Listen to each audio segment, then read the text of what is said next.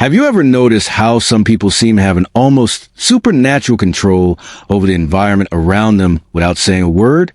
They don't shout or beg. They simply withdraw, and suddenly everything changes. The energy shifts, and people start to question, to chase, to feel. Now, imagine if you did the same. If you chose silence instead of an immediate response, and retreat instead of an explosion, what do you think would happen? That's the point. When you stop being emotionally, physically, and psychologically available all the time, the world around you goes into crisis. People are used to controlling you through your reactions, impulses, and predictability. But the day you choose to withdraw, the game changes. Those who thought they knew you realize they know absolutely nothing about you. As Carl Jung said, everything that irritates us about others can lead us to a better understanding of ourselves. When you become inaccessible, who really gets desperate? Who gets irritated? Who tries to provoke you just to elicit some emotion back? This reveals more about them than it does about you. It mainly reveals how much you're still being manipulated without realizing it. You keep giving yourself away to please others, to maintain peace, and to avoid losing people who deep down were never really with you. With every force yes, every immediate response, and every emotional reaction, you give away a piece of your energy. At the end of the day, what's left? Tiredness, frustration, and an emptiness you can't explain. I'll tell you why. You are too available for those who don't deserve even a minute of your silence. This isn't about turning your back on the world. It's about choosing yourself. It's about learning what Jung called individuation, the process of becoming whole, authentic, and complete. This process begins when you understand that silence can be stronger than 1,000 arguments, and that withdrawal, when it comes from awareness and not from escape, is an act of power. So, how long will you continue to be controlled by the emotions of others? How long will you react like a puppet every time someone pokes your wound? Maybe it's time to cut those strings, to withdraw, and to become a mystery. Because when you stop being available, everything changes. You've been taught to always be present, to respond quickly, to please, and say yes, even when you want to say no. Since childhood, you've been conditioned to believe that your worth lies in how available you are to others. But here's a truth that perhaps no one has told you with this clarity. This excessive availability is not a virtue. It is a prison. As long as you continue to think you need to be accessible all the time, emotionally or otherwise, you will be manipulated, drained, and forgotten as soon as you are no longer useful. Why? Because being always available makes you predictable, and anything predictable becomes a tool. People start to use you as an emotional emergency button. They press it when they want attention, relief, or validation, and then put you back on the shelf. You don't realize this because you're trapped in the illusion that being present for everyone will make someone be present for you. But it doesn't work that way. Carl Jung spoke about the persona. This mask we wear to be accepted, loved, and recognized. This mask is exactly what keeps you overly available. You say, "It's okay," when you are suffocating. You respond to messages immediately, even when you're exhausted. You explain, justify, and defend yourself as if you owe something to the world. But the more you place yourself at the center of others' stage, the more you disappear from your own being. Being available all the time is a subtle form of self-abandonment. It's a disguised way of seeking approval, avoiding rejection, and trying to control the image others have of you. But this control comes at a price. Your peace and your vital energy, which you distribute as if it were infinite when in fact it is very limited. People who want you available all the time don't want you. They want what you provide: validation, company, distraction, and emotional comfort. When you change, when you set a boundary, when you refuse to react, those same people get irritated, accuse you, and say you're weird. It's not because you change. It's because you stop being functional for them. And here's the cruelest point. The more available you are, the less value others give you. What is too abundant becomes emotional rag. No one respects what they don't have to earn. No one values what is always there. So, stop and think. Who truly deserves your time? Your attention? Your presence? Or better yet, who deserve your absence? But before answering that, we need to understand one essential thing. Why do we react so much? Why do we give in so easily? What is behind this almost automatic desire to respond, justify, and please? The answer lies in what Jung called psychic energy. Your energy is all you have, and if you don't learn to protect it, someone will use it against you. Carl Jung did not see the human psyche as an automatic machine that reacts to stimuli without consequences. For him, our mind is like an energy system, and every thought, emotion, and action consumes a part of that energy. The question is, are you choosing where your energy goes, or are you letting the world decide for you? Every time you react impulsively, you're wasting psychic energy. When you defend yourself against a criticism that didn't even deserve attention. When you respond to a provocation just to prove you're right. When you engage in useless discussions or try to please those who do not value you, you're spending your inner strength on what does not nourish you. As Jung was clear, that which you resist persists. The more you react, the more you bind yourself. People who live emotionally drained are not weak. They are misdirected. And you know what happens to someone who is exhausted? They become vulnerable.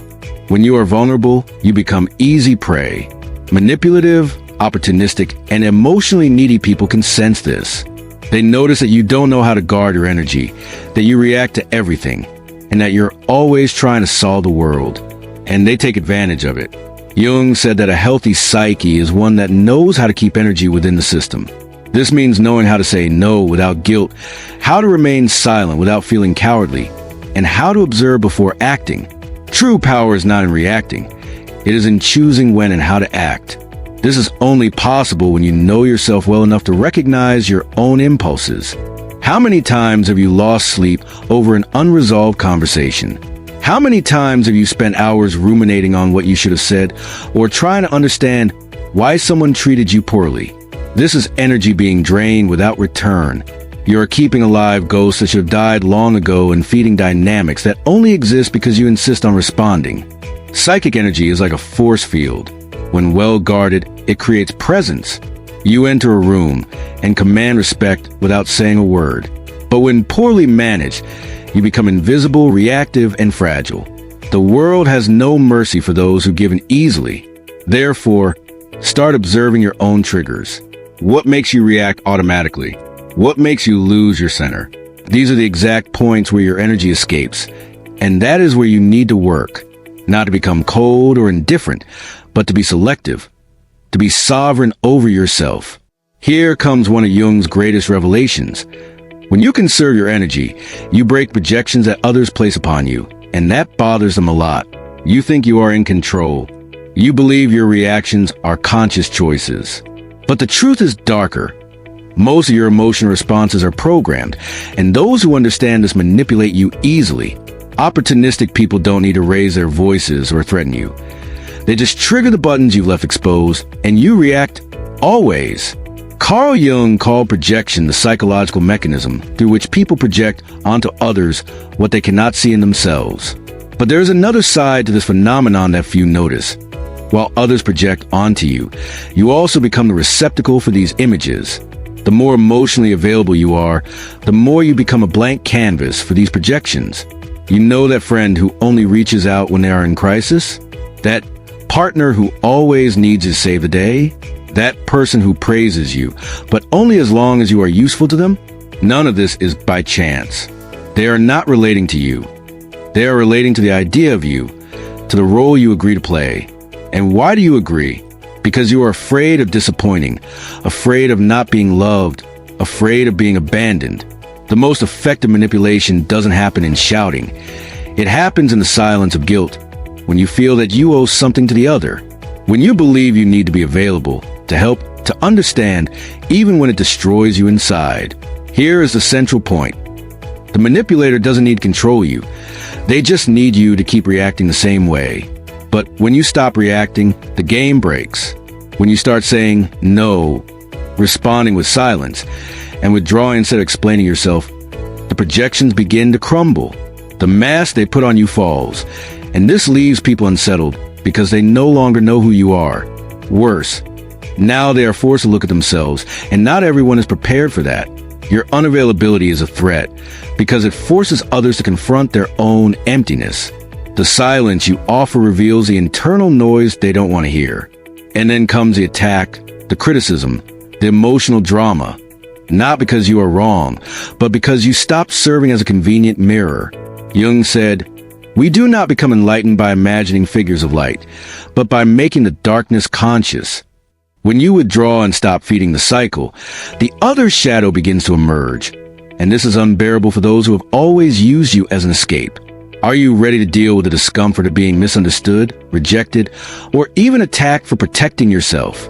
Are you ready to endure the silence that comes after the rupture? Because it is precisely in that silence that a new kind of power is born. The modern world is noisy. Everyone wants to be heard, to respond quickly, to win pointless debates, and to prove their point even if it costs them their own peace. But there's a power that few know and even fewer master. The power of silence. Not the silence of passivity or cowardice, but conscious, strategic, brutally lucid silence. The kind of silence that is not absence but amplified presence. Jung saw silence not as a void but as a fertile ground for inner transformation. When you stop reacting, you begin to observe, and by observing, you see patterns that previously went unnoticed. Emotional repetitions, manipulation games, and cycles of self-sabotage. Silence allows for lucidity, and lucidity is dangerous for those who live to control you. Have you noticed how some people panic when you don't respond, when you don't explain yourself, or when you simply disappear? It's not because they miss you. It's because your silence takes away their narrative control. While you speak, you are still in the game. But when you are silent, you change the rules, and that unbalances anyone who thrives on your reaction. True silence is not the absence of voice. It is mastery over one's own energy. It is a refusal to be dragged down by someone else's emotions. It is the conscious choice not to engage in battles that are not worth your wear. Jung said that individuation requires this distancing, because only in silence can you listen to yourself without the world's interference. But don't be fooled. Silence has a price. It will distance you from people who only valued you for the role you played. It will make you incomprehensible to those who only saw you through their own projections. It will make you seem cold, distant, or arrogant.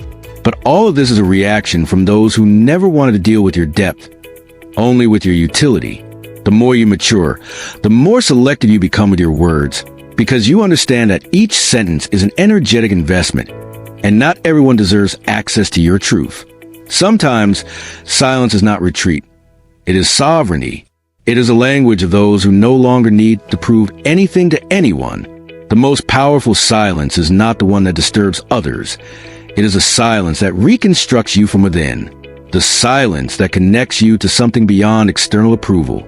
It is in this internal space, free from others' demands, that you begin to recover your vital energy and reconnect with your essence. It's no use understanding all of this intellectually if in practice you continue saying yes when you mean no. Awareness without action is just another form of self-deception. True transformation begins when you firmly decide to become selective. This requires emotional discipline. Conscious unavailability is not about being cold or indifferent. It's about no longer being accessible to anyone, at any time, for any reason. It's about taking control of your own energy, your own time, and your own peace. This starts with small actions. Not responding immediately, breathing before reacting, leaving a discussion before being dragged into chaos, turning off your phone without guilt, saying, "Not today," saying, "I'm not interested," saying, "I won't get involved." You don't need to justify your absence or explain your silence. You owe nothing to anyone but yourself. Jung understood that every process of individuation goes through isolation, not a depressive isolation, but a sacred isolation, a time of inner retreat where you relearn to listen to your own voice without the world's interference and rebuild your identity based on your own center, not the gaze of others. A good thermometer for your evolution is to observe who starts to distance themselves from you when you become more reserved. Observe who tries to provoke you when you stop reacting. Observe who accuses you of having changed when you finally start to protect yourself. These are not signs that you are wrong. They are proof that you've begun to free yourself. Being unavailable is uncomfortable at first. You will feel guilty. You will think you are being selfish, and you will hear that you are being too harsh. But this is part of the deconstruction process. You have spent your life being conditioned to put yourself second. It's natural that change causes discomfort not only in you, but in everyone who benefited from your old version. Conscious unavailability is the foundation of self-determination. When you say no to the world, you are saying yes to yourself. When you withdraw from a toxic environment, you are reaffirming that your peace is worth more than any false connection. And when you stop explaining yourself, you begin to be respected, even if it's by few. Your emotional absence will expose wounds in others they do not want to face. It will reveal how much they depended on your emotional chaos to feel in control. And it is at this moment that the rupture comes, and with it, the pain, the loneliness, and the feeling that you are losing something. In fact, you are just freeing yourself. When you stop being available to everyone, something profound begins to happen. First comes a silence, an uncomfortable silence that seems to scream inside you. But gradually, this silence transforms. It begins to cleanse, to calm, to heal. Then comes solitude, not the solitude of absence, but the solitude of total presence. Your own, the solitude of the strong, of one who no longer betrays themselves to keep others close. In that space where there was once confusion, clarity enters. Where there was once anxiety, peace enters. Where there was once neediness, a new kind of strength enters. The strength of being whole within yourself. Jung said that the process of individuation requires you to distance yourself from the collective, to disidentify from the mask, and to walk alone for a while. That is exactly what you are doing when you decide to become unavailable. You are not fleeing the world. You are returning to yourself. It is at this point that you stop being a reactor and become a creator. You cease to be shaped by circumstances and begin to shape your reality from within. The people who feel uncomfortable with your absence reveal that they never wanted you. They wanted the role you played. Now that you no longer fit, they don't know what to do with you, and that is liberating. You will lose people, but you will find yourself. You will distance yourself from places, but you will reconnect with your essence. You will become misunderstood, but finally, you will begin to be respected. Because when you are no longer available for anything, you become valuable, rare, and unforgettable. This is a rebirth, a new beginning. The start of a life where you are no longer available for emotional crumbs, mind games, or voids disguised as affection. Now you only accept what resonates with your peace, your truth, and your wholeness. If you have made it this far, it's because a part of you is already ready for this new path. A part of you has already understood that being loved means nothing if you have to abandon yourself for it.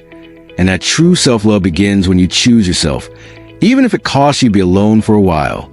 Are you ready to be misunderstood, rejected, or even hated in the name of your inner freedom? Are you willing to pay the price of being you?